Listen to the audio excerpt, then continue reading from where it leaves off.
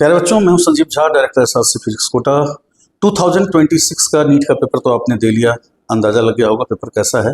बहुत ही बेसिक एवं नॉर्मल किस्म का पेपर था।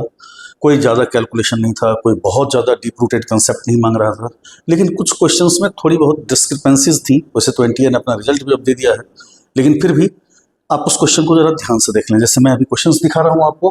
पहला ही क्वेश्चन था आपका ये 11 में, the following plots show variation of velocity with time of a ball thrown vertically upward and falling back. Which of the following plots is correct? किसी पार्टिकल को ऊपर फेंका है, अब वो पार्टिकल नीचे आ रहा है। इस इंटायर जर्नी में velocity versus time graph plot करना है। सिंपल सा एक काम था। अगर हम लोग अपवर्ड डायरेक्शन को पॉजिटिव लेते हैं, अगर this is not a rule, this is convention, हम लोग अपवर्ड डायरेक्शन को पॉजिटिव मानते हैं, अगर वैसा काम किया जाए तो वेलोसिटी इसकी ग्रेजुअली डिक्रीज करती जा रही है। जैसे जैसे पार्टिकल ऊपर जाता जाएगा, एक्सेलरेशन नीचे की तरफ है, वो डिक्रीज करवाएगा। एक सर्टेन हाइट पर जाकर के उसकी वेलोसिटी जीरो हो जाएगी। उसके बाद फिर उसकी वेलोसिटी निगेटिव होनी शुरू होगी, यानी कि velocity is continuously decreasing with time. Entire graph का जो स्लोप होगा that is representing the acceleration, acceleration is negative, that is -g।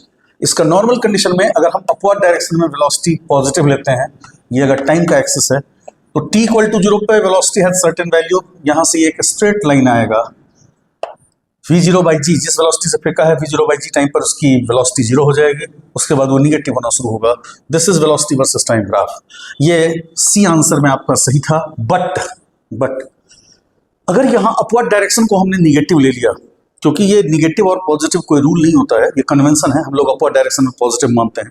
अगर अपवर्ड डायरेक्शन को हमने निगेटिव ले लिया तो इसका ग्राफ ये शायद ऐसा आएगा। इनिशियली इसकी वैल्यू एक निगेटिव वैल्यू है, क्योंकि अपवर्ड डायरेक्शन में पार्टिकल जा रहा है।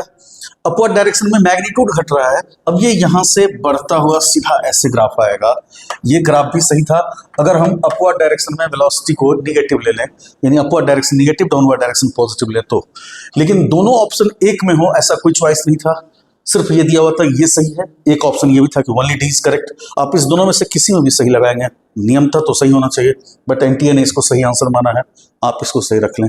फिर अगले क्वेश्चन में आपको दिखाते हैं, लेकिन मेरा यूट्यूब चैनल सब्सक्राइब कर लें ताकि सारे क्वेश्चंस के सॉल्यूशन उसमें जो जहां प्रॉब्लम्स है वो सारा मैं डिस्कस कर सकूं आपसे। थैंक्स।